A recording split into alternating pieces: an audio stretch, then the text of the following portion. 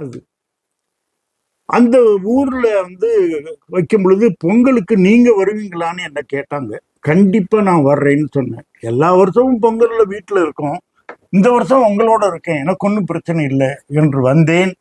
அந்த பொங்கலை வந்து அங்க கூட்டு பொங்கலாக அதை நடத்தி அதிலே மக்களுக்கு அவ்வளவு மகிழ்ச்சி, கூட்டாக வைத்ததிலே மகிழ்ச்சி.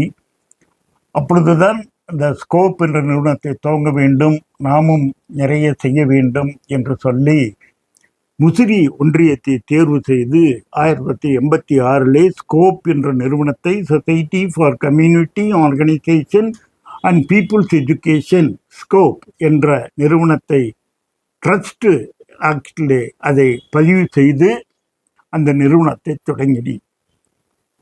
அந்த நிறுவனத்தை தொடங்கின பிறகு எனக்கு வந்து ஆர்வம் எதில் இருந்ததுன்னா, அந்த ஏழை மக்களுக்கு வீடு கட்டி கொடுப்பதிலே எனக்கு ரொம்ப ஆர்வம். அதில் மூவானூர் கிராமத்தில் இருக்கின்ற அந்த எச்சி மக்களை போய் சந்தித்து, அதெல்லாம் வீடு இல்லாமல் இருந்தாங்க, எல்லாம் கூரை வீடாக இருக்கு.